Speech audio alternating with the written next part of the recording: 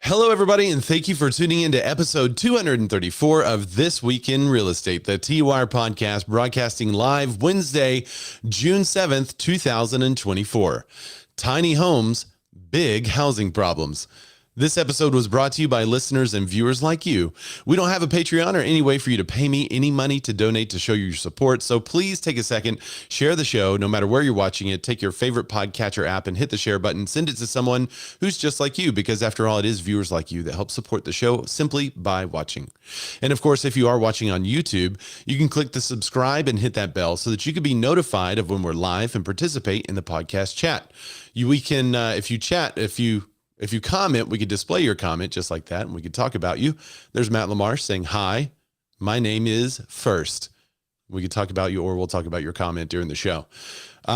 So we're also broadcasting on Clubhouse. And guess who's on Clubhouse? Say hi, Matt. Is he there? I'm here. Hi. Yeah, see, if you join us on the Clubhouse, then you can also shout out and actually join us live on Clubhouse too to add your voice to the conversation. And it goes out on everywhere we are. So we're on YouTube, Clubhouse, Twitter, Facebook, LinkedIn.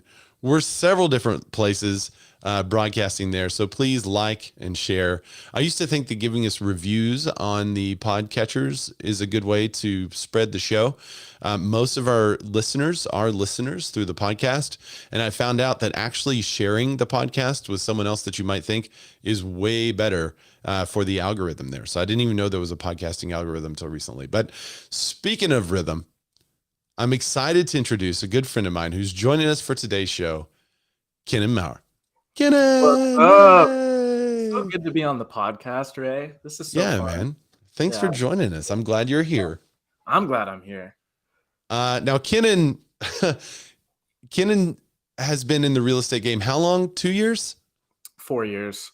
What? 4 years? 4 whole years. I can't believe it's been that long. Okay, so you're not such a young buck anymore then. I once was. I guess not anymore. Kennon's also an entrepreneur. Tell people what market do you serve? I'm in Olympia, Washington. So that's capital of Washington, not Seattle, about an hour south. Oh, there you go. Yeah. And you're an entrepreneur. You also have a coffee shop. Mm-hmm. 3 of them, actually. 3 coffee shops. 3 of them now. 2 of them are fully open, and then we're opening our 3rd one next month. That's crazy. What's the name of the coffee shop? Ebony and Ivory Coffee. That's cute. Yes. Where'd that name come from, Kennon? Well, I remember we have a lot of audio listeners, Kennon. Here's the thing. Here's the thing. I'm a man of color, Ray. What? And my wife is not. Oh, that's so cute. It's kind of a play on the interracial couple thing. Yeah, I love it. But then it was also, we like the song Ebony and Ivory live together in perfect harmony. We were just like, that's like what we want our coffee shop to look like, is a place where the community can live together in perfect harmony. And so Ebony and Ivory just felt like the perfect name. That's great. And also, I mean, coffee. Some people like it black. I love my coffee black, and other people like it so white and creamy that it's pretty much nothing but sugar. I'm sure you do a great job at serving both. But. We do. Well, that's funny. Remind me to tell you a story about a barista that I got really good one time with this. So I'm not sure if it's good for the public consumption. So I'll tell you something. I'll ask you offline. Don't worry. Yeah, there you go. Well, thanks for joining us today. Kennon is also a fantastic real estate agent. He's, I think, there's a lot of people that enter into the real estate game as a young guy or young girl, and they're like, hey, we're going to change the game, and this is what we're going to do, and it's going to be brand new stuff that no one has ever seen before, and they pretty much just fall flat on their face. But one of my favorite things about you is that you entered the real estate game and said, I'm going to work really hard. And that, in a sense, has made you extremely successful, both in the entrepreneurial space, starting these businesses, and then in your business as a real estate agent. Mm-hmm. So mad props to you. You've already been speaking on stages. I look forward to more and more of those to come. Appreciate that. Thank you. Yeah. We have a bunch of comments. There's a fly in my studio. That's going to be bad. 'Tis the season. Uh, we have a bunch of comments already joining us on the YouTube. So thanks everybody for commenting there. Dusty's checking it out. Olivier, he's here. So Olivier, we're not going to be able to cover your story, but I just want to give it a shout out. Canada raised rates. So they're about a week or 2 weeks ahead of our announcements, and they raised rates 25 basis points after not raising rates last time. And he said that the jobs were just too good. Job numbers and, what was the other thing you told me, Olivier? Job numbers and something else. Drop it in the comments. Christina Smallhorn, she's here. She knows a little bit about tiny homes. She's got a whole YouTube channel dedicated to it. And funny enough, Christina, when I was putting in the tiny home information to the tags in YouTube, guess who it suggested that I tag? You. So it said, you're using a lot of tiny home stuff here. You should probably tag Christina. So I did. Howard, he's joining us from Israel, making this a worldwide show. So thanks for tuning in, Howard. Christina was singing the song in your head, the Ebony Ivory, living in perfect harmony. It's a great song. I don't blame her. And then there's, she said me, tag me. And then there's Matt LaMarche is a lot in the comments. It's too many comments for me to put on there, but Melissa Marr is joining us. What's up, Melissa? Go ahead and fight with the fly. I need some chopsticks to bring out my Karate Kid moves. That's bad. It's a bad joke. I thought it was a little bit funny. Speaking of moves, mortgage rates are on the move. They jump to their highest level since November. So we have two articles back to back, and I'll kind of cover them both. But what's interesting about them, oh wait, I'm not going to share the audio from that tab because it's automatically playing a video. All right, let me share my screen here. There we go. Okay, so this story comes to us from Fox, and basically the rate on the 30-year fixed mortgage rose to 6.79% this week. That's up from 6.57% a week ago. And we knew that rates were approaching that 7% mark as people started to pull back, and it said that it was the highest increase since last November. Here's a quote from Sam Carter, Freddie Mac's chief economist. Mortgage rates jumped last week as a buoyant economy has prompted the market to price in the likelihood of another Federal Reserve hike. Although there's been a steady flow of purchase demand around rates in the low mid 6% range, the demand is likely to weaken as rates approach 7%. Dun dun dun. So this goes exactly back to what we were talking about with Olivier, or what I was talking about, what Olivier said just a second ago, in which Canada did raise rates 25 basis points. The House of Representatives approved a deal on Wednesday to prevent a possible default on the U.S. government debt. A lot of people thought that would start to ease rates a little bit, but that really didn't have much of an impact on it. So I think most of the people figured that the politicians would get it together and do that. The higher rates have sharply reduced demand in mortgage refinancing loans, which slumped 72.5% in the first quarter.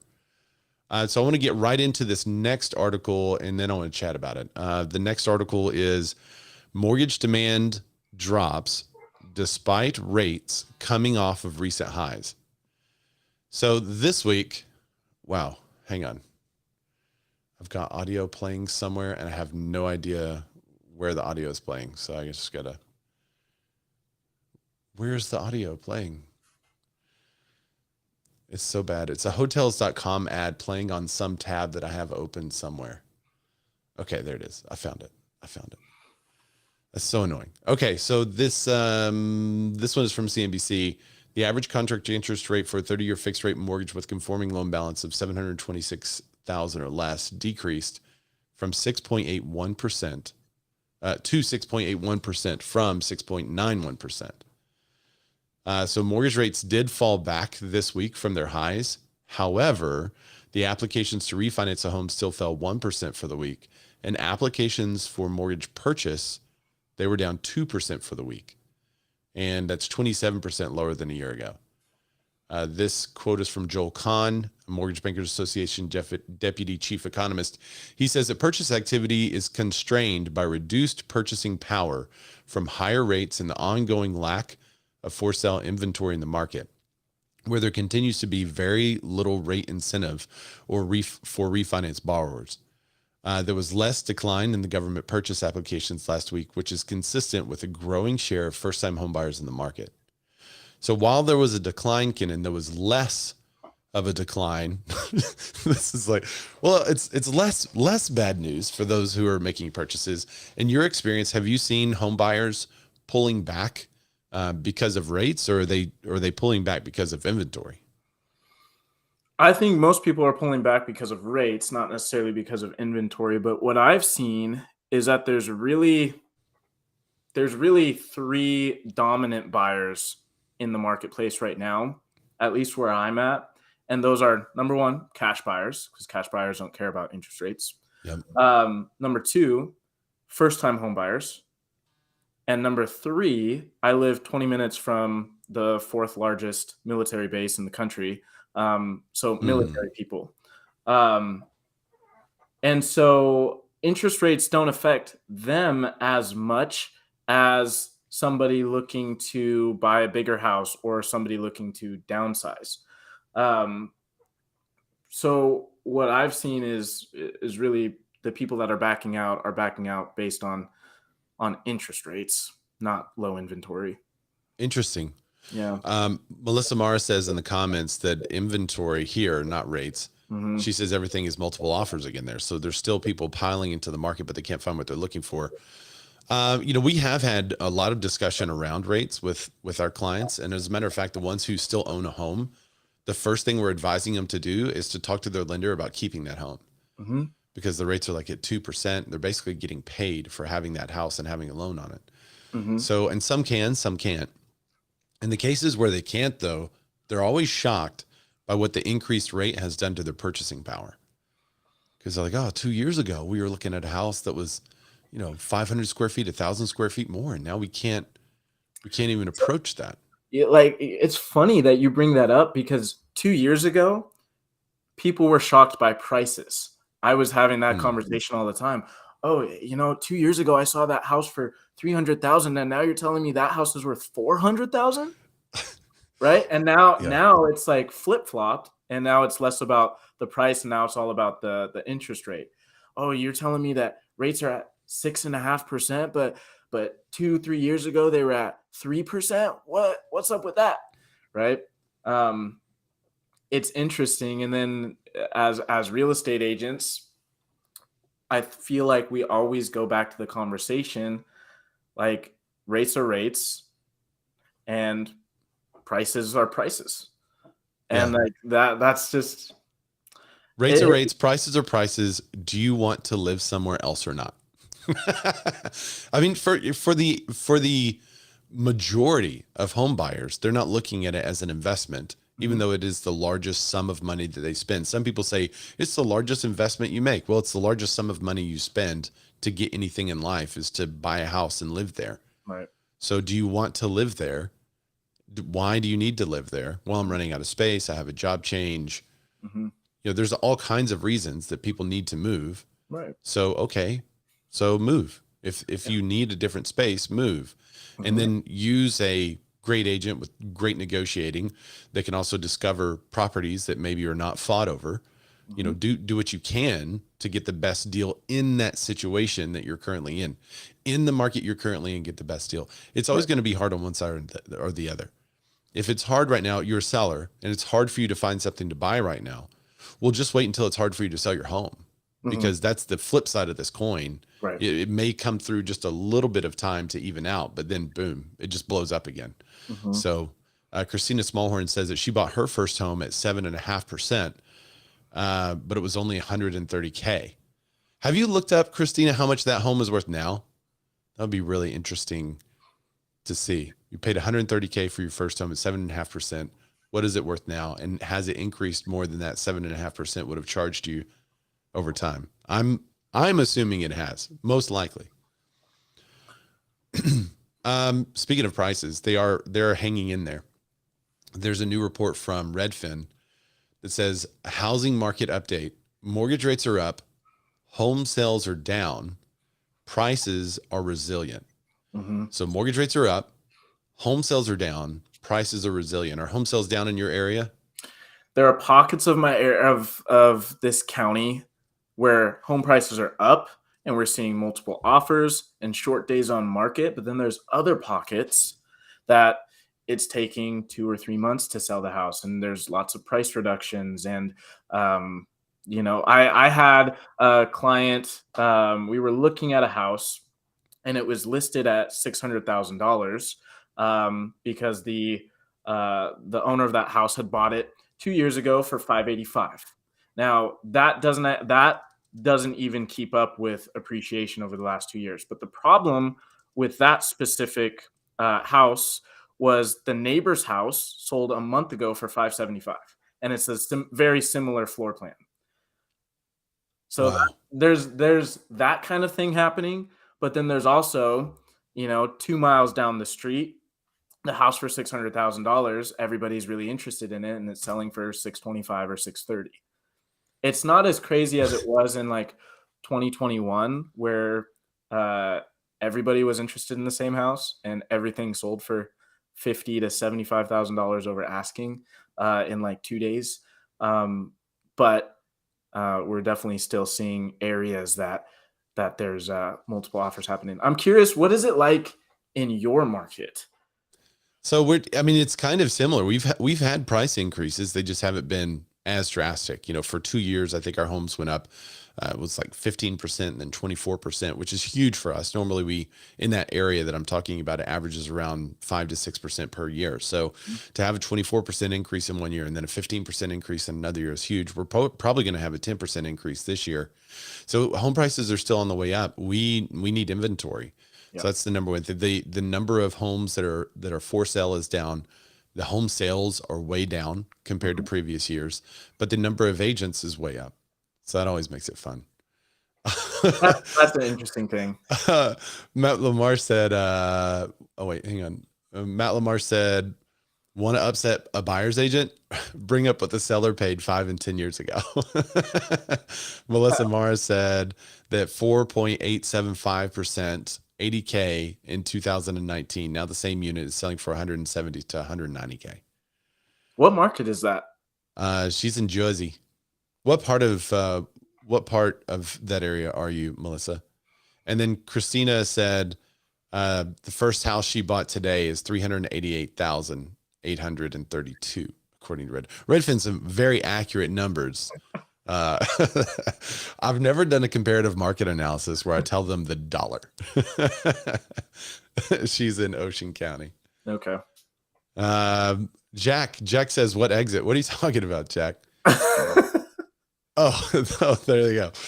Exit 67. What are y'all? Are you getting directions, Jack? What is there a side car? Okay. I want Melissa's exact address. Yeah. What's the exact address, Melissa? Yeah. We're going to come and check it out. Okay. So back to this Redfin report. I want to get here to show you some stats and facts. Pending home sales fell 17% from a year earlier during the 4 weeks ending May 28th, one of the biggest declines since the start of the year. That year-over-year drop is especially notable because pending sales had hardly started falling at this time last year. Mortgage rates shot up 5%. Leading indicators of home buying activity. For the week ending June 1st, the average 30-year fixed mortgage rate was 6.79%.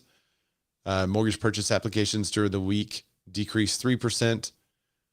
Google searches for homes for sale were down 12% from a month earlier.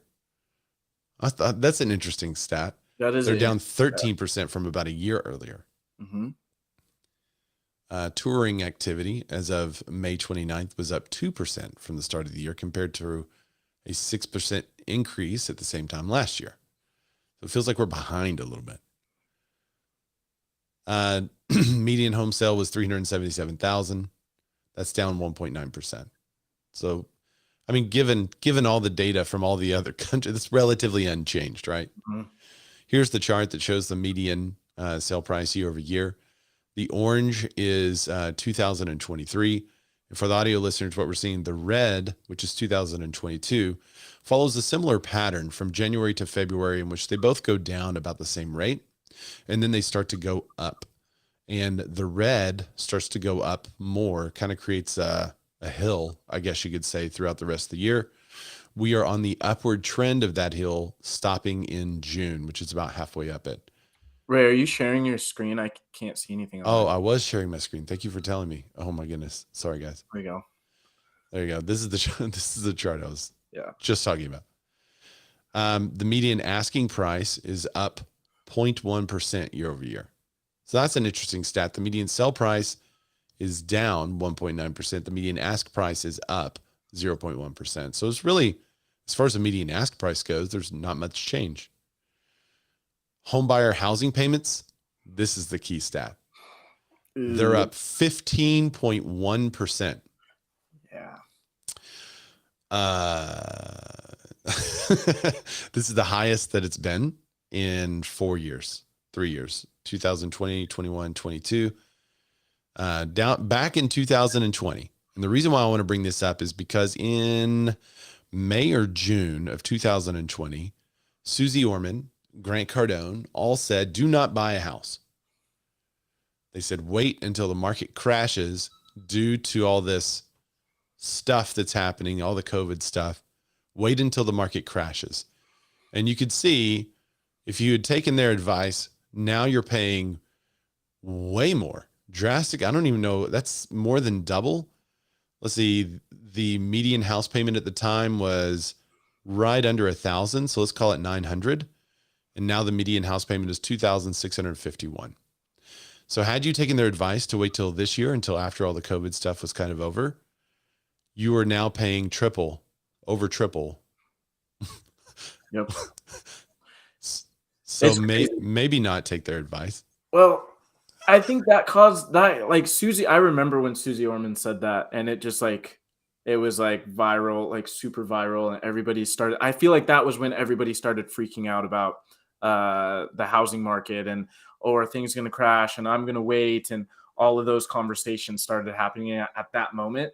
And I feel like so many things on like TikTok and YouTube and stuff started bashing real estate agents for people that they should buy a house. That's a good point. I forgot about that aspect of it, but there were a lot of crash bros. They were like, these agents don't want you to know, Yeah. I thought that was really interesting. Christina Smallhorn said that was, according to Susie, homes were supposed to go down 50%. 50%. Yeah. That's crazy. Yeah. You're supposed to be able to buy that same house for half off. Yeah. In just a couple of months. Yeah. Solid financial advice. Yeah. So speaking of financial advice, cash is king now in our marketplace. I feel like cash has been king for a long time. And there was a time period through the pandy and the COVID and all that stuff that was happening where there was such a rush on properties that, that everyone was kind of panicky about using loans and all that stuff or taking a loan. So if you had a house for sale, you would see all these offers come through and there'd be several that were cash. And people were using cash to get their offer accepted. And not because it was a good investment, because rates were still relatively low compared to what they are now. It wasn't necessarily the investment. It was, I want to live there, take my money, and they're paying cash for it instead of getting the loan. So now 1/3 of U.S. home buyers are paying cash. It's the highest share in nearly a decade. Mm-hmm. Am I sharing? Nope. Hang on. There you go. All right, so all cash home purchases reached their highest levels since 2014. In April, as high mortgage rates drove down overall home sales more than all cash sales. Typical buyer down payment dropped 18% from a year earlier. The share of buyers using FHA loans reached its highest level since before the pandy, with sellers more apt to accept different loan types in a cool market. Oh, that's just what we said there. Jumbo loans used for expensive home purchases have become less prevalent. The share of U.S. homes bought in crash sites sits near a 9-year high. I'm sorry, I said crash. We were just talking about the crash. It's cash. Share of U.S. homes bought in cash sits near a 9-year high. So you can see that April of 2023 is 33.4. Christina says, I can't understand how so many people have a bucket of cash sitting around to buy a house. I can't really understand that either. It's kind of a just weird thing, but like I said earlier, I feel like there's three like pretty dominant buyers, at least in my market, and that's cash buyers, first-time home buyers, and military people. And there are cash buyers everywhere. And when I'm working with somebody who's not a cash buyer, and we write an offer that we feel is really good, I swear it's like every other time um, the listing agent calls me and says, "Hey, you got beat out by a cash offer." It's Yeah. like, what? Yeah. Now I think it's an appraisal concern. It's similar to what it was back in 2021. With all the multiple offers and everything, they're going way up above list price again. So suddenly people are saying, okay, well, I'm going to take this cash offer. It's a couple of $1,000s less, but I don't have to worry about an appraisal. Right. I had a cash offer one time that wanted to add an appraisal. I was like, you're pretty much destroying your advantage of We can do this. If you want to do this, that's absolutely possible. Yep. But why would the seller take it? And they're like, oh, I never thought about it like that. I'm like, just get a bank loan and make the same offer. So they wound up doing that. We got it with a conventional mortgage on that one, but they were like, yeah, we'll just do that then and borrow the money. Yeah. So somebody said California, who's Matt LaMarche. Matt said they fled California. So that is where the majority of cash offers are coming from here. It's people out of state. We get a lot of people from the East Coast or from the West Coast coming to Arkansas for some reason. And they're able to sell the house that they had in that area and buy a castle here. And they could pay cash for it with just a portion of their equity that they earned. So that is where a lot of the cash buyers that we're finding come from. And we're also getting a lot of 1031 exchanges into our marketplace. A big portion of our business is also working with investors for multifamily and single family. And as we see them investing, what they're selling, this little tiny condo in San Diego, and then they're buying 4 houses here. And they're like, it's going to be a better investment over the long haul. They're going to make more in rent as far as a percentage of their purchase than they normally would. So it works. I'm going to move up this story. So investor home purchases are actually down around the nation though. So we feel like it's up in our marketplace because we're seeing a lot of investors invest in our area. But whenever you look at it as a share of purchases from around the nation, there's a 41% drop in overall home purchases.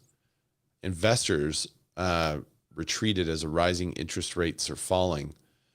Still, investors bought 18% of homes that sold. That's down from a peak of 20% a year earlier.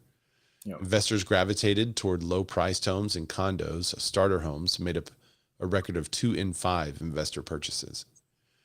The chart shows a national year-over-year growth of investor purchases, and it is down 49% in Q1 of 2023. Are you seeing a lot of investors in your marketplace, or is this a trend that kind of echoes what's happening in your area? One thing that I'm curious about with those numbers is how long have the investors that are still buying been in the game? And I'm wondering if the people that backed out became investors, 2020, 2021, when interest rates were really, really low. And comparatively speaking, housing prices were a lot lower back then too, making it easier to become an investor. The barrier to entry was a lot lower. So I'm wondering if that's the reason for that big of a decline. Because I feel like there's still a lot of investors in my market. I don't know the exact stats. But similar to what you said, I still feel like there's a lot of people buying houses to flip or multifamily. Yeah, I'd be curious to break into those stats just a little bit deeper. Dusty said that her last listing had multiple offers. Our winning buyer offered 3% over and waived appraisal contingency. 3 out of 5 buyers were from out of state. She's in Arizona. Christina Smallhorn said they're moving to Arkansas to be closer to the shiny, happy Duggars. Okay, maybe. Atlanta has 50% investors. Yeah, that echoes kind of the national trend. I think we have more here. So Mhm. investors are gravitating towards lower priced first time home. And that's pretty much like that's our marketplace. Mhm. So no wonder why we're seeing an increase when other parts of the country are seeing a decrease. And there's just not enough inventory. I've got one guy that wants to buy 30 or 40 homes this year, and it's a struggle to find the properties for him. Now he has a pretty tight box and investor box at what he's looking for. But it's tough to find the number of homes, and we're having to go find stuff off market and create some alternative solutions. And there are also properties that are not a good deal on paper yet. Mhm. And we have to be like, yeah, we know that's not a great deal at this list price, but at what purchase price would this be a good deal? Mhm. And he'll throw out a number and we'll present it. And we're getting pretty close to those numbers. And some of them kind of seem a little bit outrageously low. Yeah. So one investor that's made her mark, not only in investing in real estate, but also investing in companies, is Barbara Corcoran. One thing I have a question on the Yeah. stats for the investors. That's nationwide, right? Yep. I wonder if it's up in red states, if the number of investors is up in red states or in just areas where there's lower prices. Yes, it is. The only news article that covered that this week, it's actually an article that came out this week. The only one who presented it that way was Fox. That said, why? It says, why are people moving to red states? And it was basically taxes and politics. Mm-hmm. Yeah. This article, I don't know where this is from, says United States is increasingly polarized. This is from like a tiny news outlet, some guy's blog, talking about the differences and he's using some of the same stats that Fox was. I just can't find the Fox News article, but yeah. It does appear that there's a trend in moving to avoid the taxes and also moving to more affordable places around the country. Right. So Shark Tank star Barbara Corcoran warns a bloodbath is coming for the real estate sector. Now, what real estate sector is she talking about? Commercial. But they didn't really say that in the headlines or even in the subtext of the headline. But basically, she says that the residential is starting to rebound, but the commercial is in trouble. And this is something we talked about last week. Elon Musk tweeted that commercial real estate is going down and residential is next. And last week we kind of went into some detail about why that's really not the case. But Barbara echoes this. And she says that at 7% interest rate, you should definitely be buying a home.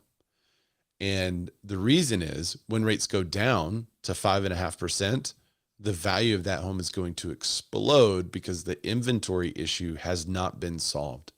And there's still such a lack of inventory that people need homes. And there's still so many big outfits, REITs and stuff like that, purchasing properties. The inventory is still in a drought.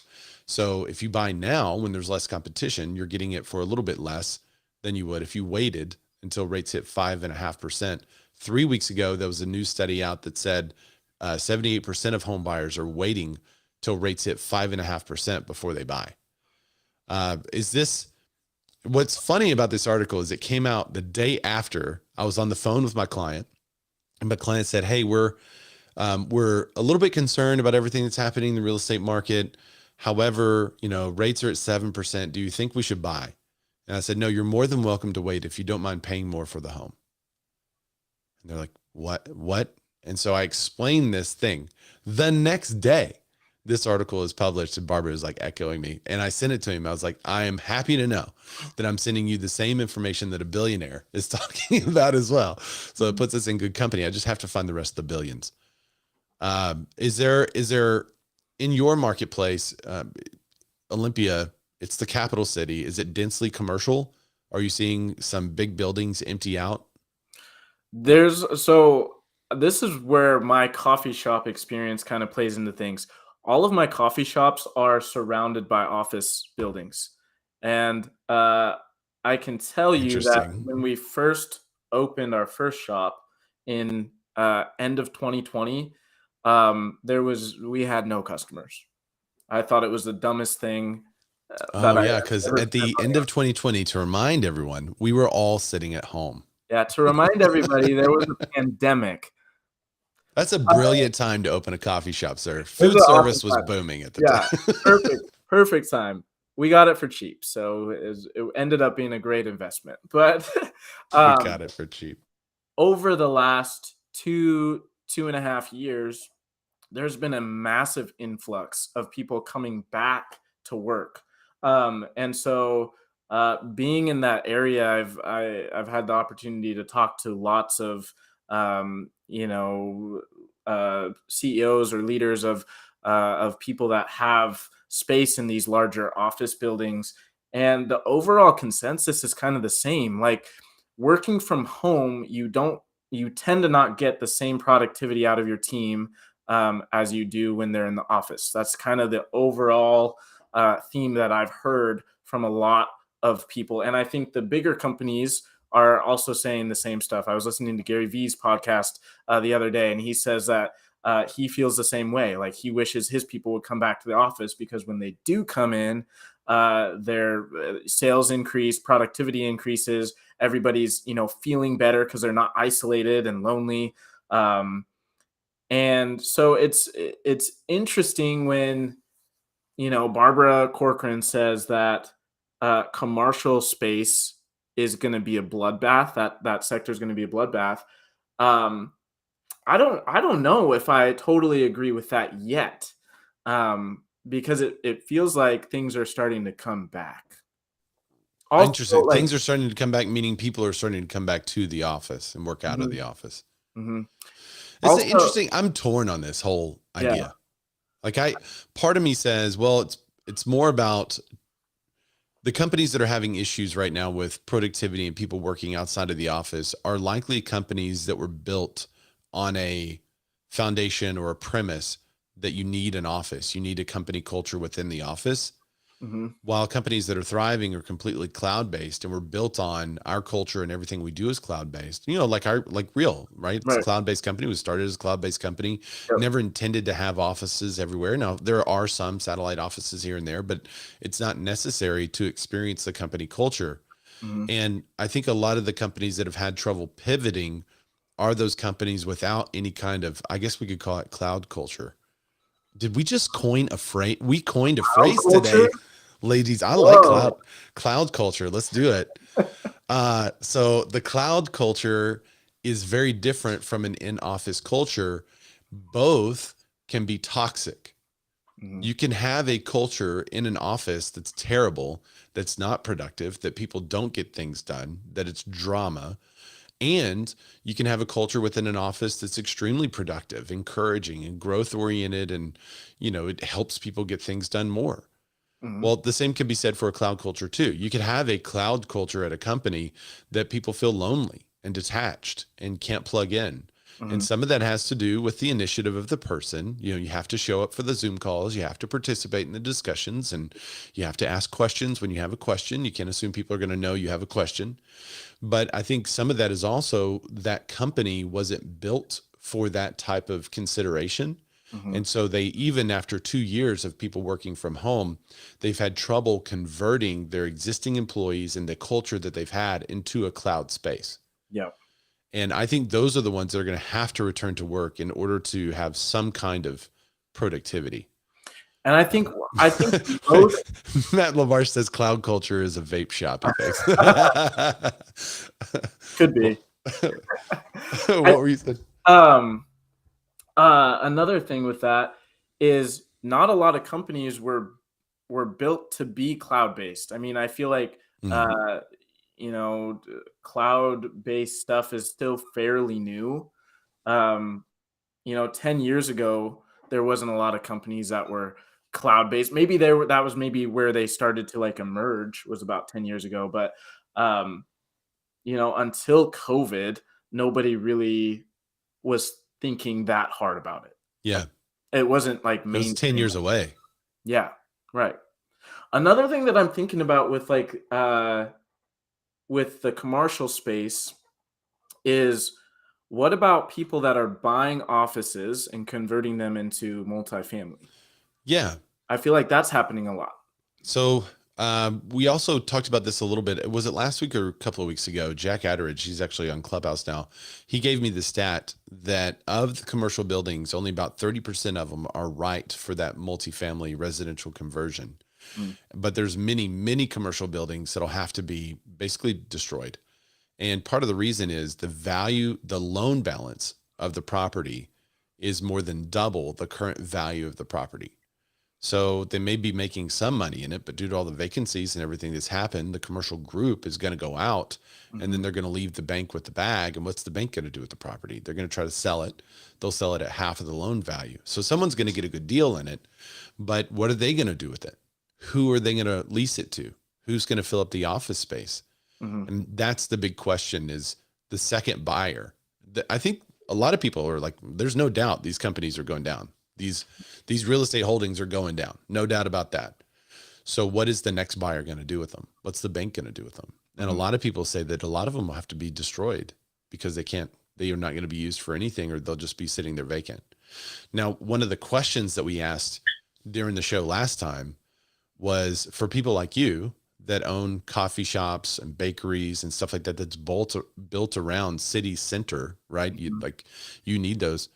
Have you thought about getting the work from home culture by having satellite shops out in suburbs, or getting food truck type things to go into those areas? Is that something that someone like you is considering, knowing that this move is happening around us? Or is it like maybe an afterthought, see what happens in a couple of years? I've never thought of that, actually. That's a great idea. You're welcome. Yeah. But it's like, I also feel like it's a ways away. Yeah. Because in the middle of the pandemic, when people were working from home, or 2 years ago, right? That's when the coffee shop really wasn't doing very well. And now today we're doing, better than we've ever been, because there's just like more people out and about. Yeah. I guess the question that I would have to answer is like, why are there more people out and about? Like, where are they from? Where are they going? Are they finishing their work in the morning and just enjoying the rest of the day?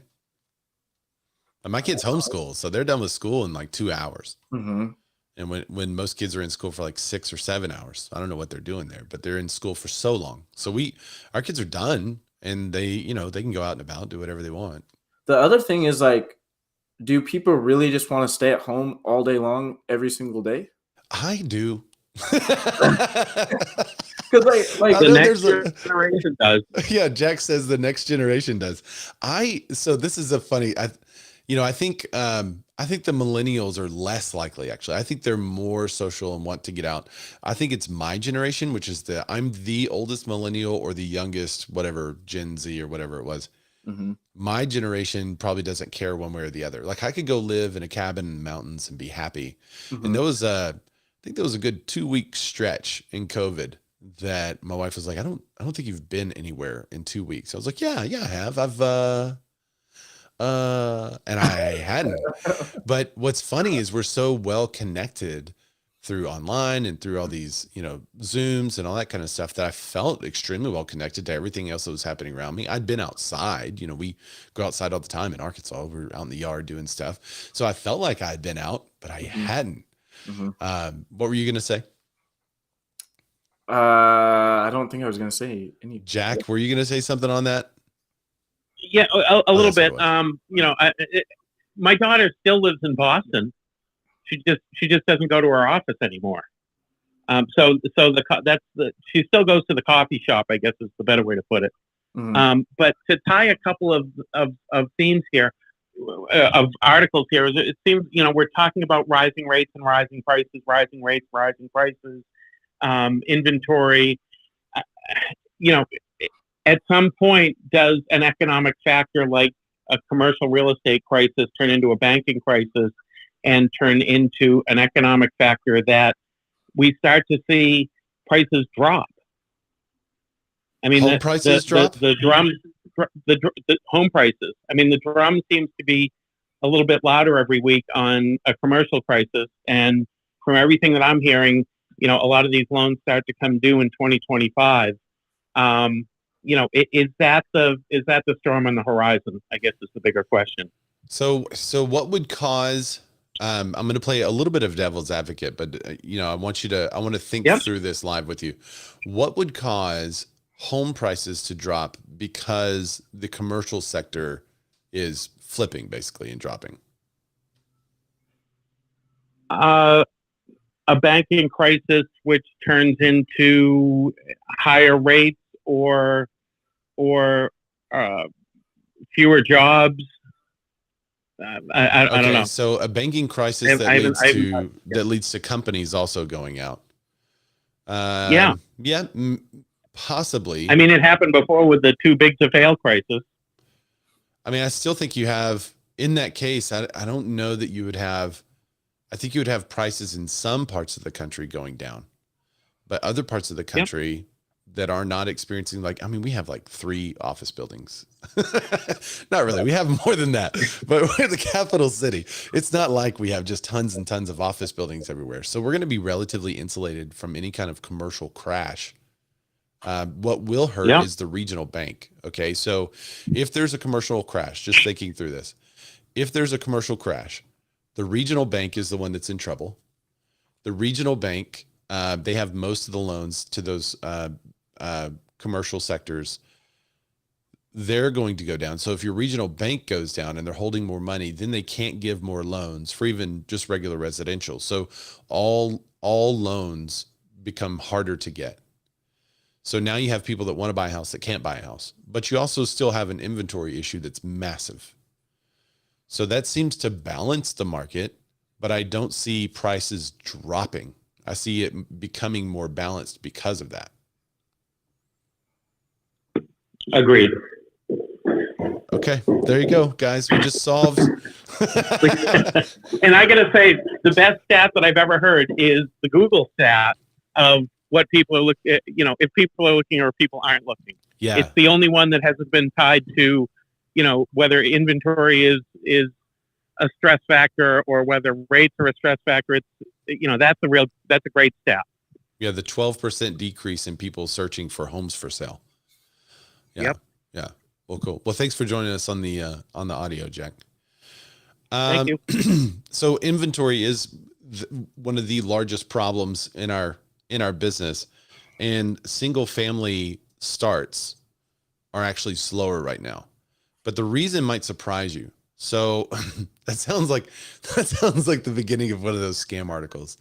Single family homes are slow. Single family home starts are low, and the reason will shock you. And then you click through and you click through and you click through, and they never ever get to it. So now this is from the NAHB, a report that they did recently.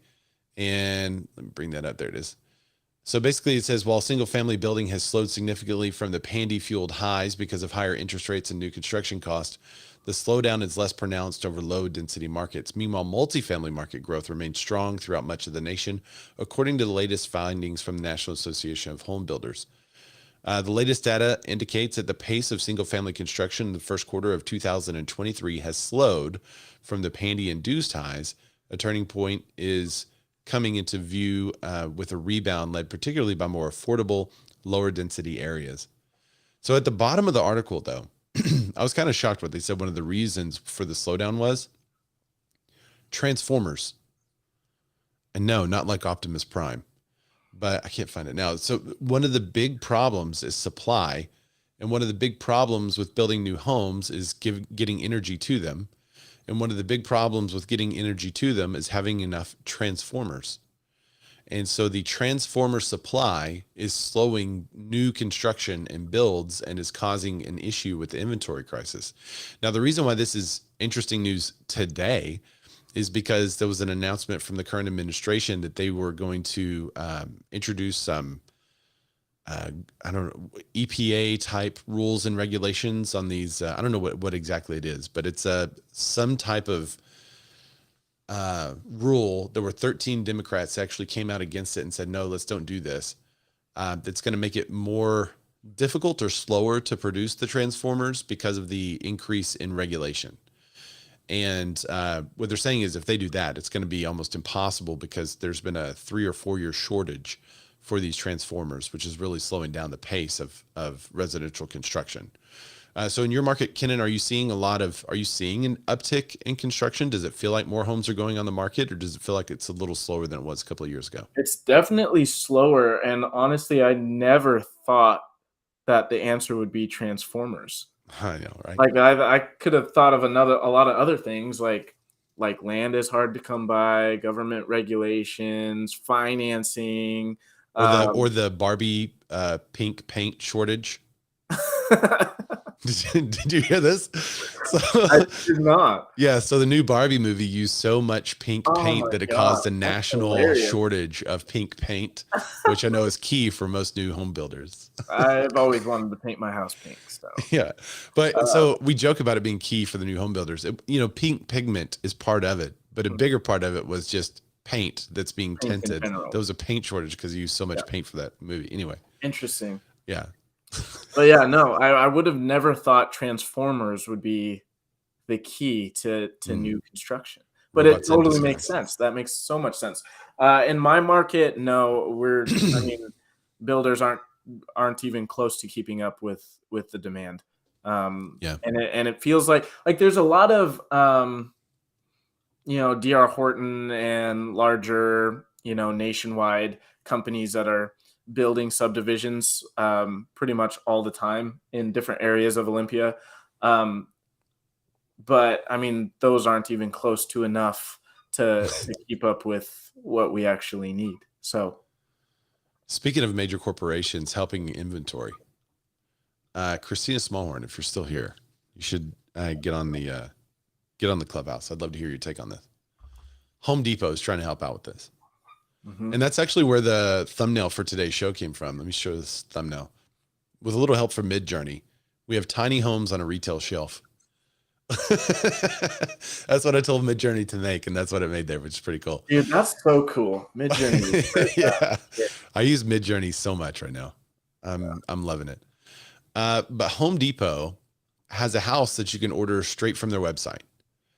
Now, I went there, and it looks like there's a whole bunch of different tiny homes, but this one in particular is 540 square feet, and it's for $44,000.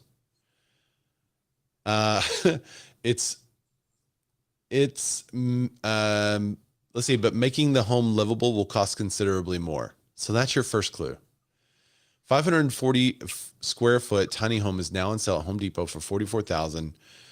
It's dubbed the Getaway Pad. By manufacturer Plus One Homes, a larger than life steel frame prefab home, features 1 bedroom, 2 bathrooms, a kitchen, a living area, an outdoor spiral staircase that could potentially lead to a roof deck. May 31st, in a viral tweet featuring the home generated skepticism and interest. Home ownership is finally achievable, NBC News senior reporter Ben Collins tweeted. Now all I need is land, skills, building materials, 3 contractors, a plumber, an electrician, about a month of off work, patients, friends, and $44,000. So the kit comes with a home steel structure or shell, Plus One Home calls it, and the necessary parts to assemble it. Everything else, such as doors, windows, electricity, plumbing, and the advertised roof or deck feature will cost you thousands more. It says 1,000 more, but I think it's thousands. All right, so let's take a look. I want to actually go to Home Depot and find one of these things so you can see.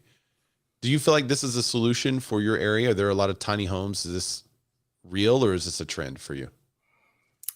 I've seen people try to do stuff like this. And I think it's an interesting concept, but it's way more expensive than people think. I actually had a buddy of mine do this, and he put the tiny house on his parents' property. But it ended up costing him around like 170,000, something like that, 170, 180,000. And he bought the tiny house for like $35,000. So I think it's possible, but not at the price that everybody's saying. If you've got over $100,000 sitting around somewhere, and you would prefer to buy a tiny house instead of, putting a large down payment on a, normal stick-built house, then maybe that's a good option. But I don't know. This is the house, the getaway pad. But you can see if you just go to Home Depot and type in the word homes, there's a lot of different homes to choose from here, which I thought that's really interesting. Christina said she made a video about the tiny home at Home Depot. She said, it's not a solution, it's a Band-Aid. What do you mean by that? Dusty Martin says, seems like a Sears catalog circa 1900 thing. It certainly helps in the ADU world, doesn't it? Yeah, ADUs was something that, accessory dwelling units. Is it accessory dwelling units or additional dwelling units? I think it's accessory dwelling Accessory. Units. So ADUs you could put on your existing property. It seems like a good solution for that, but it's still, again, $44,000. I feel like there's a lot of tiny home builders that would do it for cheaper than that, actually. Here's one for $12,475. It's called the Phoenix. It's 170 square feet. So let's take a look at this one for $43,000, $832. You can get it delivered to your home. Pre-assembled steel panels facilitate hassle-free installation. Made of high-quality steel to ensure durable use. Termite and shrink-proof. Shrink-proof? For easy maintenance? What's it mean, shrink-proof? The house is not going to shrink? What does that mean? I honestly don't know what that means. Shrink-proof? Maybe it's shrink-wrapped? Come on. Is anybody else not thinking of George Costanza right now? The home was in a pool. Oh my goodness, that's so funny. I don't think you guys can see the edge to edge. Let me see if I can get a different display here. All right, but that's good enough. Okay, so one thing, it says it's only the frame, right? Yeah, it's the steel frame only. So it's just the frame for $43,000. Does the frame mean the exterior too, or is that the example of assembly you can see here where it just does, it basically looks like someone raising a home with 2x4s, but the 2x4s are steel. Is that the frame? Or I guess these panels that they're showing this exterior, this gray exterior on that's not, you don't even get that. Can you imagine like if somebody thinks they're going to get a whole house and they drop $43,000 on this and they only get framing? How crazy would that be? Yeah, they're not going to be real happy. Here's the brochure from Plus One, and you can see the frame there. G9 galvanized. Okay. What does it mean, shrink? Shrink proof. Because it's steel, it's not going to... So there's a getaway pad and then getaway pad mini. The getaway pad mini is 325 square feet. The getaway pad is 620 square feet. I'm not seeing anything in the brochure about like what... That was a waste of time. Come on, Plus One. Send me... if you're buying a house, you would expect to get more out of the printed brochure. There's 178 questions. Does the frame kit include the spiral stairs and the outer walls? There's no one answered that yet. Plus One has been answering these questions that are on Home Depot's website since going viral. And one of the things that Christina and I noticed is that it had a whole bunch of reviews. And I think some of the reviews have been removed actually, but it had a whole bunch of reviews and there was like no information or very limited information on it. So it's kind of sketch. Christina says wood swells, so steel wouldn't, I guess. Yeah, that's what I'm thinking too. Like that's the only thing, shrink proof. Why is that really a feature that the home does not alter or swell over time? Melissa Mara says it's a luxury shed. Yeah. I'm checking the comments here. Harold Boxable has yet to produce homes to the public. That is in response to, there you go, Harold Jones. Harold Jones says Boxable is actually a better option. Elon uses one. But that's kind of been a point of contention on the interwebs. They really haven't done anything. Christina says, this is just a frame. No walls, no AC, no insulation, no windows, no doors. It's not an affordable home. Yeah. It seems like taking a small bungalow in your town and renovating it would be cheaper. Or maybe just buying a house. You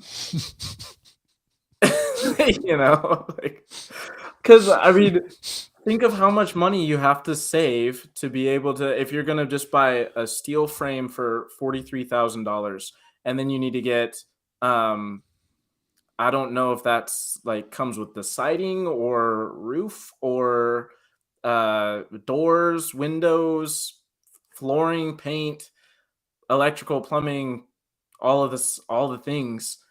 When it's all said and done, I mean, you're easily going to be at 100,000 plus.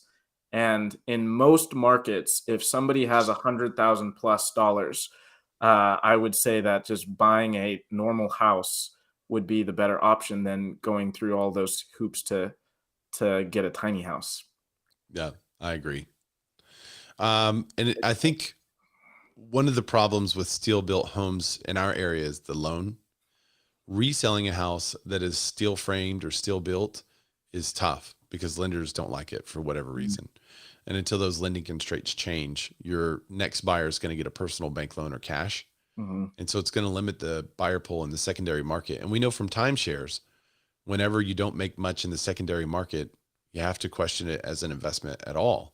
Right. So take the cost. It's similar to a pool. Take the cost, divide it by the amount of time you think you're going to use it.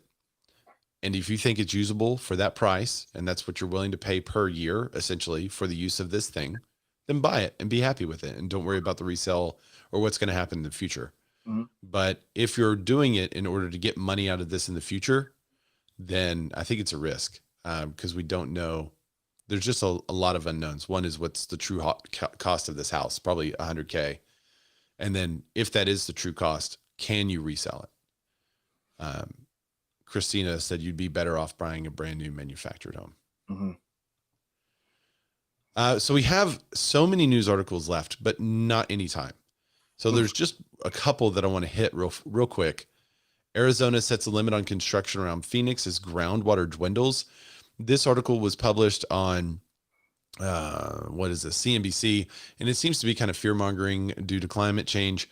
The actual story that's happening in Dusty in our contributor chat gave me a lot of the details of what's really going on. There's been a bit of a drought since 2019 in Arizona, so it has had limited groundwater. However, it's also had historic flooding and rains recently. So it's not like they don't have enough water. It's that they're not catching enough water. And they're not restricting permits on homes or developments that have already been permitted. They're not going back and pulling them. They're just saying, hey, no more new developments, no more new permits will be until we can figure out how to catch more water. So it's not that Arizona is turning into a desert and doesn't have enough water. That is not what's going on, although the headlines say that. So just beware whenever you read the headlines. If you're curious about something that's going on, contact an agent in that area because they probably know. They probably know actually what's happening and why it's happening. And, this says a mega drought has generated the driest 2 decades in the West, at least 1,200 years, and human-caused climate. I mean, in reality, they just need to catch more water. That's what's happening. Dusty in the comments says we are not out of water. We just don't have enough for 100 years of new stuff. That makes sense. That's smart use of conservation of resources. You got to get the water before you can have the build. That's fine. So here's a rundown of the news stories that I'm going to be covering separately. What I'm going to do is try to do some reels for these because I think they're interesting stories. We just didn't get time to cover them, but they're basically like industry insider type stories. The DOJ and NAR are back at it again. Commission and pocket listing investigation.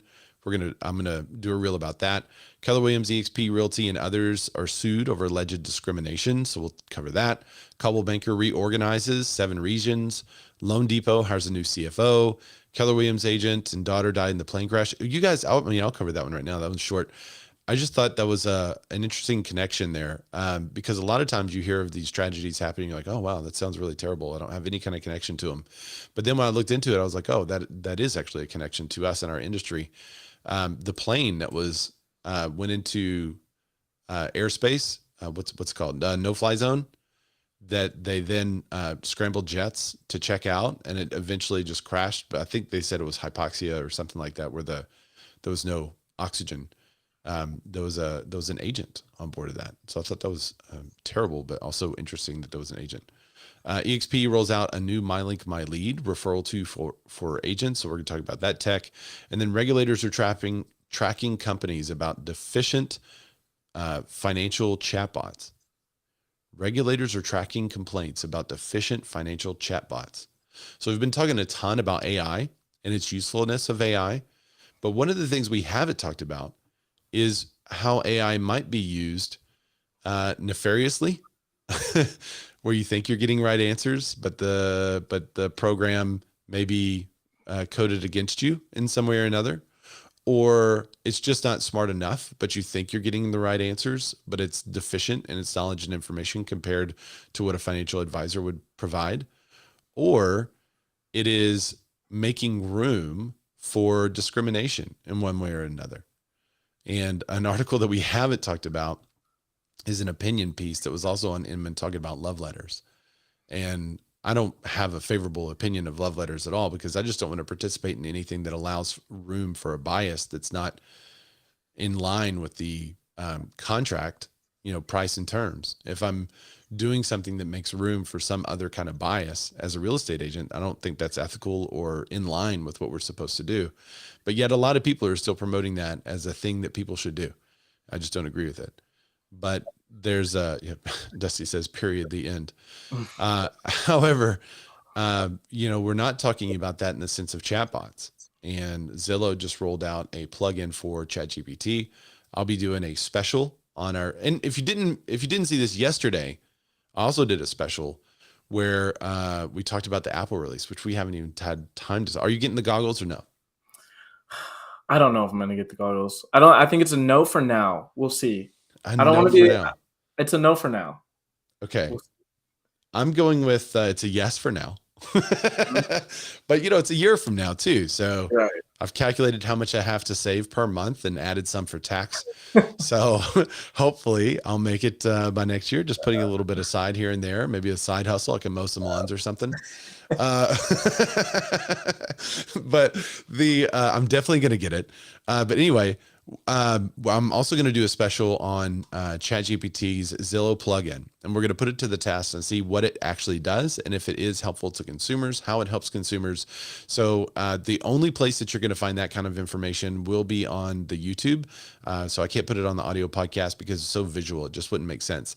So be sure you go to YouTube and subscribe. You hit the bell. If you're having trouble searching for it, just look for This Week in Real Estate. You can type my name, Ray, and it should come up. If you're still having trouble, just hit me up on Instagram. I'm Ray Zorback, RayZorback.